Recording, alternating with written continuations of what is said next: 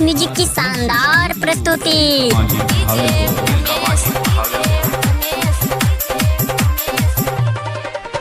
सब छौरी में दहले लाइट लगाए हो डीजे वाला भाई।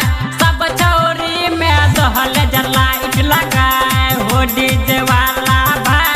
सब छौरी में दहले लाइट लगाए हो डीजे वाला भाई। सब छौरिया में दहले लाइट लगाए हो डीजे वाला भाई।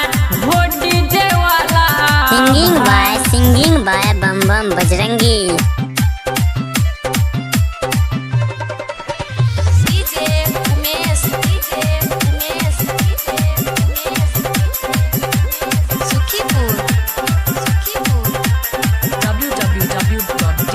जी आप सुन रहे हैं बम बम बजरंगी को। हुमच कहिला बचे ओ भंगरी, ला बचे ओ भंगरी, ला बचे ओ भंगरी। गाना भोजपुरी बजाए, गाना भोजपुरी बजाए। हो डीजे वाला भाई। सब छौरी में दहइना फाइटर लगाए हो डीजे वाला भाई। सब छौरी में दहइना फाइटर लगाए। सब छौरी में दहले लाइट लगाए हो डीजे वाला भाई। सब छौरिया में दहइना फाइटर लगाए हो डीजे वाला भाई। सब छौरिया में दहले लाइट लगाए हो डीजे वाला भाई।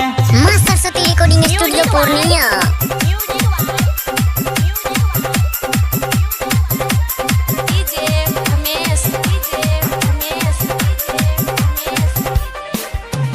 कमर में बांधल छे कोस के ओढ़नी, कोस के ओढ़नी, कोस के ओढ़नी।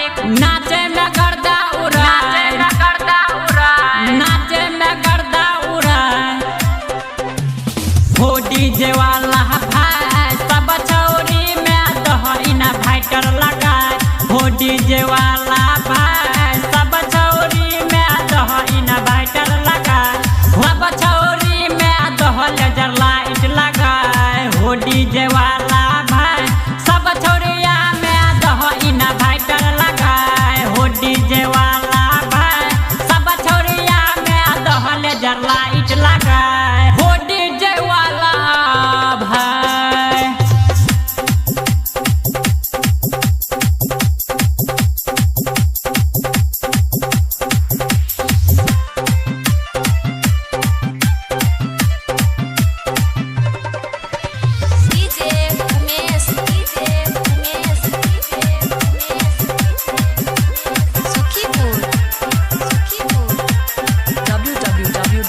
www.djulesh.com बम बम बजरंगी कहो जाय छी पुरांदा, जाय छी पुरांदा, जाय छी पुरांदा।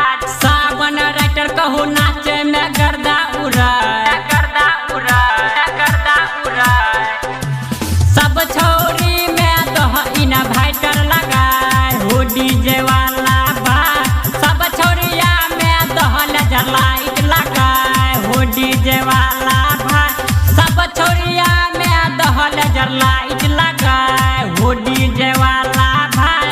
सब छौरिया में दहले लाइट लगाए हो डीजे वाला भाई। सब छौरिया में दहले लाइट लगाए हो डीजे वाला भाई। सब छौरी में दहले लाइट लगाए हो डीजे वाला भाई। सब छौरी में दहले लाइट लगाए हो डीजे वाला भाई। सब छौरी में दहले लाइट लगाए हो डीजे वाला भाई। सब छौरिया में दहले लाइट लगाए हो डीजे वाला भाई। हो डीजे वाला भाई। एसएस म्यूजिक भोजपुरी की शानदार प्रस्तुति।